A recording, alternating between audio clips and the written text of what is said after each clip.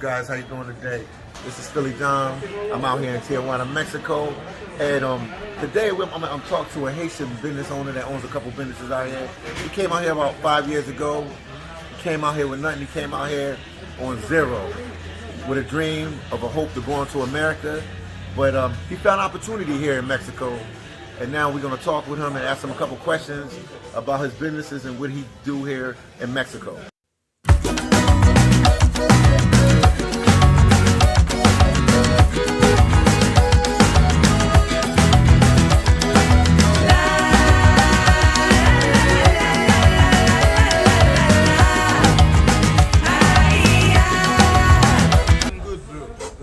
I'm doing good. Nice to meet you, man. Nice to meet you, bro. Yeah, I know you're from Haiti, man. Yeah, I'm from Haiti, but I don't speak very well English, bro. Okay. I speak Spanish and Creole and French and Portuguese, you know. Okay. But English is very small.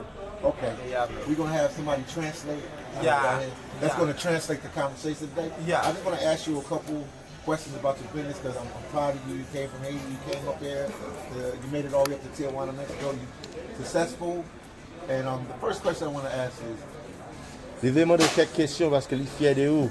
Vous faites un pile d'efforts, vous sortez à Haïti, vous venez là, vous avez un business, vous faites un pile de bagages. Il y a un pile de questions pour demander. Yeah, my okay. what made you open up a business here? Qui ça fait ouvrir un business? Qui ça bonne idée pour ouvrir un business à Mexico? Et c'est une idée moi gagne depuis Haïti depuis que moi gagne 22 ans. Moi j'ai une idée pour mon business Haïti. Mais par rapport He's had this idea ever since he was 22 years old to have a business like this. par rapport avec la situation pays nous, manque de sécurité, moi j'étais obligé de quitter le pays à mal vivre dans l'autre pays. Because of the insecurities that was happening in his country, he had to leave. So, what got him started in the computer business? Because I see that he fixes laptops and he sells accessories. Puis j'ai commencé le business computer parce que lui on fait un pile de bagages. Bon, c'est un métier depuis que moi jeune petit garçon, depuis que j'ai 20 ans, mais avec expérience, avec pratiquer, et puis tout, de temps en temps, moi apprendre. Par exemple, pour réparer le téléphone, son métier depuis que moi dans le pays, mais pour me débloquer, pour l'enquête, pour descendre ça, m'acheter box, you know, pour me décoder le téléphone, après ça, pour me spécialiser moi. Spécialiser moi dans le système ça, et spécialiser moi dans le système ça qui c'est micro-soldadoul. Et il faut que soit spécialiste lié ou spécialisé par là dans moi fait spécialiser dans ça. Après ça ordinateur. So this is something that he's been doing since he was 20 years old. Okay. He learned the trade back in Haiti, but some of the stuff that he does, it's a specialty. So he had to learn specifically how to do these to build his knowledge. Okay. And I know that he has multiple businesses, but all his businesses are in I guess which is tech. This is the tech business, right? Lui will get plusieurs business. Est-ce que tout business yo c'est dans le computer, dans bail ça? Et tout net c'est dans ordinateur avec téléphone, c'est avec ça. Moi vendre téléphone, moi réparer, moi décoder, moi réparer ordinateur, c'est ça on fait. Dans tout business net c'est ça. Après ça me vend accessoires, yo m'a parlé de chargeur, poche, vitre et jump et 4 mémoires, backup. Moi un client, on me parler.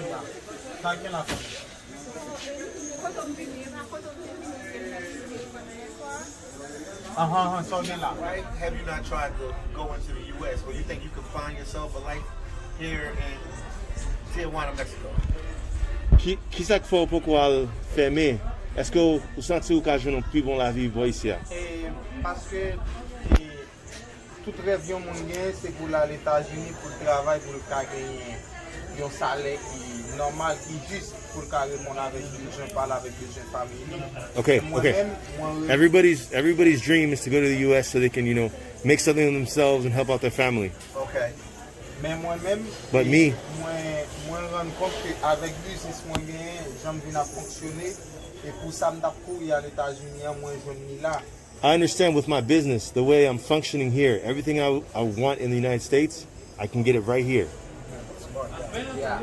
Et l'autre avantage c'est encore Nan biznis ou ka fè même comme ou fait États-Unis, mais ici ou a dépensé moins comme que ou t'a dépensé États-Unis. Another advantage that's here, in this business, you can make the same amount of money you'd make in the United States, but the price of living is so much cheaper.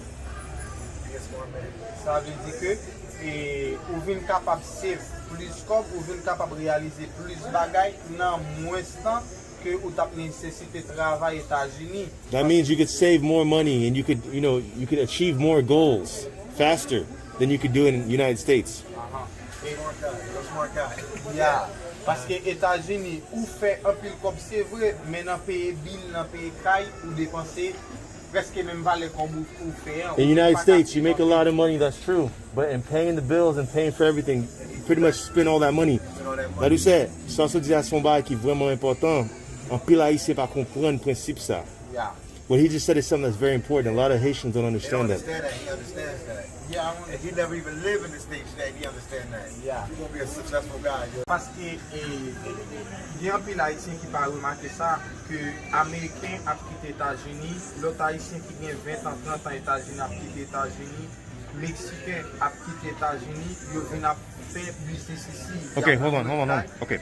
What he's saying is a lot of U.S. Haitians, even U.S. Mexicans are leaving the United States to come and make their business here in Mexico. So there's something here in Mexico, but a lot of the Haitians are not thinking like that. Yeah, peut-être que ça, parce que yo gen tan wè, l'on vivre Mexique ou gen business ou vivre plus à l'aise que l'on États-Unis.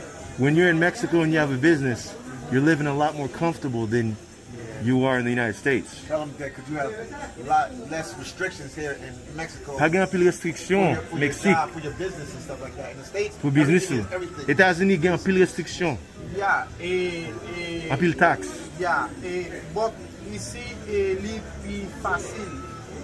Il est plus facile pour faire business, peut-être que ça.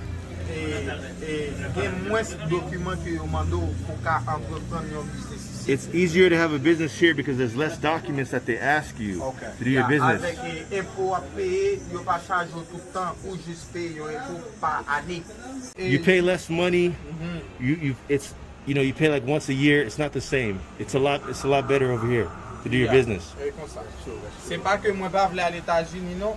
It's not that I don't want to go to the United States. Moi aller pour mal visiter. I can go to visit and see my family Des vacances, des vacations. for vacation. Yeah, m'aller et puis me laisse comme une semaine après ça I'm back from my home. So Mexico is my home. You want to Mexico, your new home? Yeah. How long was the journey for you to make it from Haiti, the time you left Haiti, to get up to Tijuana? Where did you go? Combien de temps te prend pour là te quitter Haïti juste pour arriver à Tijuana? OK, m'ka joli prend moins 3 ans en tout. 3 years total. Why? Moi sorti Haïti, moi passé Équateur. Stop. He left Haiti and he went to Ecuador. Yeah, Republic Dominican Republic. Yeah. So you went from Haiti to the Dominican Republic and then to Ecuador. Ecuador. Et après ça me passé Pérou. Then he went to Peru. Après ça m'entré Brésil. Then he went to Brazil. I'm working 3 years from Brazil. He's been working 3 years in Brazil. This same type of job. From technician from telecommunication. Okay. Technician in telecommunication. Yeah. Et me fait 3 ans de travail. Et Qui compte fait 3 ans de travail là? from Paraná Cascavel, from Brazil. So he spent 3 years working in Brazil in telecommunications. But l'em fin fait 3 ans de travail, montré madame moi, montré frère moi marié. After 3 years, he brought his wife, he brought his brother, he got married, Yeah. L'em fini et puis moi prends route pour me venir Mexique. and then from Brazil, he started his journey to come to Mexico. Yeah. Moi fait 2 mois en route, He spent 2 months en route. 2 mois et demi en route pour arriver Mexique. He spent 2 months en route to get to Mexico. Yeah. Ok, est-ce qu'on a une expérience gagée? Comment ça t'est? Est-ce que c'est ça mon dit? Quelle expérience vous gagnez? What experience can you tell us about the journey while you're in the jungle? Bon, et moi crois que l'expérience moi fait à majorité haïtienne on parle c'est même expérience. Said most Haitians have the same experience. Yeah. Seulement que la seule différence gain haïtien et soit bon et pas bon sens non soit yo pas contre route bien yo fait plus route plus jours à marcher. Some Haitians, they don't know the route. So they spend more times walking because they don't have experience. They don't know the route. Yeah. Ok, gen moun ki gen dwa fè 8 jours, soit yo perdi. Some people can do 8 8 days jours, y a marché sans manger. without eating. Yeah. C'est seulement boire de l'eau, mais moi-même, grâce mon Dieu, m'te fait seulement 3 jours. He spent 3 days en route. There's some people. Gen moun ki fait 20, gen moun ki fait moi. He spent 3 days en route because he knew where he was going. He knew what he was doing. Ok, c'est comme ça. And then you made it to Tijuana. And then, how long have you been in Tijuana now? Combien de temps depuis? Ok, combien de temps ou gen Tijuana? Mwen gen 4 ans Tijuana. 4 years 4 Tijuana. years now, yeah. 2016 he came here. 2016. You made Yeah. it to Tijuana. Yeah, I met him in 2016. Oh wow. Okay. So man, he would be like, you tell him he'd be like considered a He's success a- story, So- a Haitian success story. Ou gon histoire succès, gen pil haïtien ki yo pa gen histoire, mais nan men moment ou te gen patience, he had patience. Yeah. Pou ki sa lò fèk vini ou pat kouri al fèmè? Why when you first got here, you weren't so in a hurry like all the other Haitians to go It made close? it different for you. Yeah. Pou ki sa ou pat pense kon sa? Every man need use your mind, Okay. you know? Everyone has to use their head, use your mind. Yeah. Le mrive, mwen kontrole terrain, ou kontrole koto ye When I got here, I looked at the area, I figured out what's going on Paske first. defwa ou gen lwa ap kouri pou yon bagay ki pi bon, pendant se tan, pou kite sak pi bon nan deyo, Sometimes you could be running to get to something that's even better and you leave the good kite thing. sak pi bon The grass isn't always greener. tombe nan yon ki pi mal. Yeah, And then you find out Se where sa you go is mwen not as use good. Ki fè mwen la toujou. Paske lò kontrole Meksik, gen mwen la den nou ka viv Meksik.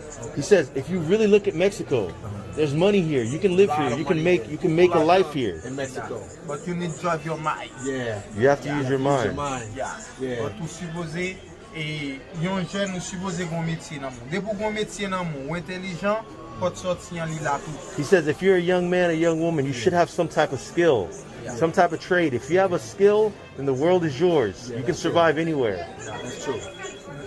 That's true. Men, tout sa m realize ansama avèk madame mwen ka djou Meksik. Hold on. Everything that he's accomplished with his wife. So he had a strong black woman. Yes. Yeah. To help him. Yeah. Ya, pase li supporte yo, li pa dekouraje yo. She supports him. She doesn't discourage him. Li toujou met konfians li nan ou. She trusts you. Kote She yon puts all zami her. kazo, non mba kwe sa ap mache, men li men li djou ka ese. She believes in you. She tells you, try it, You try need it. try, you Try, need try, try. bro. You You see need what try. happened, what happened, yeah. What happened? I need Yeah, try try, this. do this. Let me see. I don't know, you know. And it worked out for you. Yeah. So now, what's the name of his shop again? Come on, business lawyer. Where's the- Which I have the Card right here. Let's put This is that in down. Tijuana, Mexico. If you Yeah. guys come to Tijuana, Mexico, Yeah. please come Support to the us. That's my shop. name. I'm gonna put everything in the description Yeah, of the video. yeah. Come to the shop, help him out. Support him, and he's Support gonna the open and business. he fix computers. Yeah, for he the fix Facebook. phones. Everything, phones, computers, computers. laptops. Yeah. He's got everything in here. And accessories. Accessories, the iPad. iPad. He's got people working with him. He's got, okay, ça veut dire, ou vin Mexique, kounya ou gen Mexicain kap travay pou. Yeah, we get trois kap travay. We get trois, okay, so that's why he said, this is a Haitian. He came from Mexico. Now he has Mexican people working for him. Okay? Now he's got these guys working for him. Hey. And he has a couple shops. He has a couple shops. Combien shop ou gen? Mwen gen 3 shop. He has 3 shops. Okay. Yeah, lot la mwen gen madame mwen la den avèk frem. His wife's in the other one. Madame mwen se li men ki jere lot shop la. E pi frem nan travay an tanke teknisyen. Pase frem nan travay la avè mwen apren ni metye ya. He showed his brother how to do this job. Okay. He came here, he opened like one shop, opened up a second shop, opened up a third shop. On the other side, he has his, est-ce qu'on peut montrer le shop là, nous avons fait marché just well? Ya, ou ka wè. Okay. He's gonna show you the other shop. Parce que faut que nous montre, gen moun ki kap akwe. He's gonna show us the other shop. So you can see what he's got going on. So in this big shopping mall, he done opened up the first shop. This is 2 different shops, right? So this is 2 different spaces that he pays for. So he started off with one, got the other one, now he's got a third one that he has his wife and his brother working at.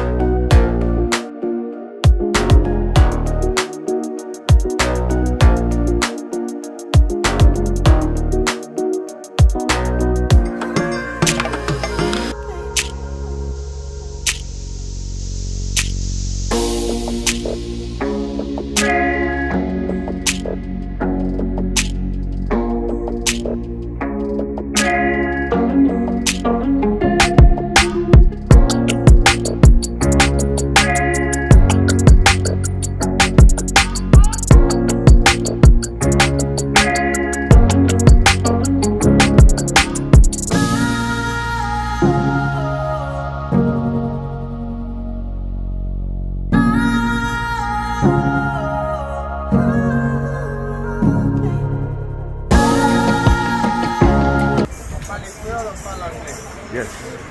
Kinda cool. So I got, in this shopping center, in this plaza, he owns 3 businesses. Another. we got one more question, but we can probably ask him here. Yeah, no. Ask him Because the inside. street, it's gonna be hard to hear. And the music. Yeah.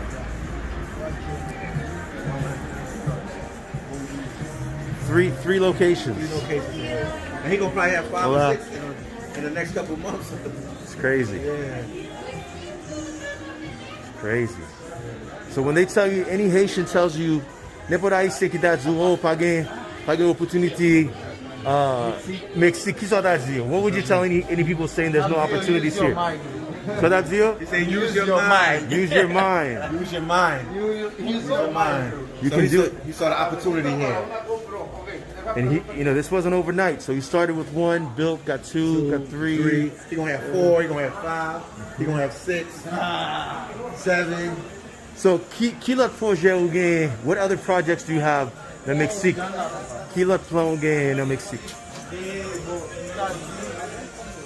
L'autre plan mwen genyen, mwen vle investi, He wants to invest ya, nan l'autre business, ki l'autre in business. other businesses. Se fè apartman, He wants to make apartments. epi tou mette nan fèt. He wants to make Okay. apartments so he can rent out the apartments. Apartments. Okay. Ya. That's definitely a good investment right there. Ane aprojem se pou m travay pou citizenship mwen isi. He wants to get citizenship here. Okay, he wants That's to be one a of his Mexican big goals. citizenship, yeah. So dans 5 ans, qui koto wè wap ye? In 5 years, where will you be? Dans 5 ans. Nan 5 an, Poko, ou geta gen 4 ans la. Dans 4 ans, ou geta gen 3 business, ou gen machine, ou fè kay. So he's also, in 4 years, he's already, he has 3 businesses, he has a car, he built a house. Okay. He's already built a house that we went to. We're not going to show the house. Obviously, it's personal stuff. But he's already built the house. So in 5 years from now, na 5 ans, kiko to wap ye, where will you be in 5 years? nan 5 an. Nan 5 an mda suppose, You'll be in Tijuana. mda suppose chita la kay mwen avek pou m vin travay lem vle. Paske map gen moun kap travay avek mwen, pou mwen tando. Map gen moun kap travay, epi tou pou map jere tout bagay. So in 5 years, he wants to be at home. He wants to have people working for him like he has right now. Yeah. And relax. And just relaxing with his Yeah. kids. Relax with his kids and his wife. Okay. With the kid, his wife, and his daughter. Dom, do you say you had a last question for him? Well, the last question, no, we basically almost answered it. I was going to just basically ask him, what would he tell Haitians coming up here? Do he believe Qui conseille? Qui conseille that au tabac haïtien? that they need to Qu'a give, vini là? like he said, use their mind, but Use they their need mind. to give Mexico a chance. Est-ce que t'as dit OK. Est-ce que t'as dit moun yo bay Mexico une chance vini? Et puis si y a vini, est-ce que gon bay ou ka di yo pour yo mettre dans tête yo? Parce que gen un pile moun qui croit en bagay en pays pas ça lié vrai. Ba nou réalité. Give us the reality of Mexico. What advice would you give somebody? Si moun nan vini, li suppose mette nan tèt li, kote li ka viv, li ka realize de rev. He says if somebody comes here, put it in your head that once you get here, you can realize your dream. It doesn't have to be realized in America. You can realize it here in Mexico. Pase si ou toujou mette nan tèt ou, se Etajin ou ka fè, ou ka fè 5 ap travay isi, ou pa jam realize an, paske mayou pa pou isi. If you think only in America you're gonna go, only in America you're gonna make it, you can have 10 years here, 5 years, 10 years. You'll never realize anything because your head's not in it. Your head's in America. Pendan se tan sou te konsantre ou nan en an gen doa di, mgen $3,000, mgen $4,000 mbral fè sa. But if you concentrate, in a year you could say I got $2,000, $3,000. I can buy land. I could build a business. I can do this. I can do that. Yeah. It's all in the mentality. Men si ou vini, ou tou vini tou dekouraje, e pou di non se Etajini la vyen, se Etajini siel nan ye, Okay. ou ka fè vi ou la, ou pa jam realize an ye. If you come here and you put in your mind that everything's in America, America is heaven, you can come here and you'll never realize anything in life. Because other countries you can get opportunities. Canada, Europe. I mean, it's other countries. It's not just but United everybody States. thinks it's America. United States. One more thing we gotta say on Let Bagay Nubezman Z. So Ladu said, and he has a production. He actually brings Haitian artists from Haiti here to perform. Ladu said, est-ce qu'on peut parler nous de Ladu Chef Productions? Can you tell us about your productions and how you brought artists from Haiti for the Haitian people? Le ma pale de la douceur production kounya li enkadre don paket group lot moun. He's with a whole bunch of people with this production, a big group. Ok, sa vle di ke ma palo de zami ki bam support avèk moun le ou tap fèk komanse, ou kompren, sa son bagay a pali. Yon pat de... This is something separate. He has a lot of people who's giving him support, who's done it. Okay. Yeah. Par exemple, nan la douceur production, nou sonje premier moun fè program, e gen yon ki te rele Fernando, e pi lot la rele Junior, premier program, la douceur production fè. The first program was with Junior and Fernando. Est-ce qu'on ka di nou ki moun La Douceur Production mene, ki artist a La Douceur Production mene Mexico? What artist has La Douceur Production brought to Mexico for the Haitian people? Avant tout, nan komanseman nou gon on group ki rele Akop Sankop. Akop Sankop. Akop Sankop, de yon di Akop Sankop. Akop Sankop. The first production name was With Money Without Money. Okay. Yeah. Make money without money. I like that. With Money Without Money. money. Avec Akop Sankop. Yeah. Avec Sankop. Yeah. Apre sa nou vin gen Jude Avela, nou vin forme yon team avek li, ansan avek Akop Sankop, nou vin fon sel la. Okay, then he got with Jude and Abela. These guys are like two bosses from San Diego. They come here, they do a lot of great things. The Haitian people in San Diego. So he got together and they put together a team To do shows down to here. do shows, to do a lot of things for the Yo reme people. ide ya, Jean La Douceur a progrese, pi yo mette men ansama avek nou vin fon sel La Douceur Production. Ou pa ka di La Douceur Production, ou pa di Abela, ou pa di Jude, ou pa di Abela, Akop Jude. Sankop. San yo men, La Douceur Production pa eksiste. All right, so without Abela and Jude, It wasn't a La Douceur possibility. Productions couldn't come. Est-ce qu'on ka di nou ki es production de mene ki artiste? Li mene Phantom, They brought Phantom, the Haitian artist Phantom. li mene Blaze One, They brought Blaze One, li mene Kenny, Kenny Haiti, They Must Be Live. Yeah, I like it. Yeah. li mene Chessy, They brought Shasi. Sashi, okay. ki es li mene anko, li mene DJ Nal. They brought DJ Nal. now. Bon, se sa pou an attendant. Paske ane sak sot pasyen nou pa travay pou tèt coronavirus. There's Corona this last year, so they haven't been able to do Bring anything. any artists like they want to. Yeah. Okay. Men nou gen lot proje. Once it open back up, they'll bring some more.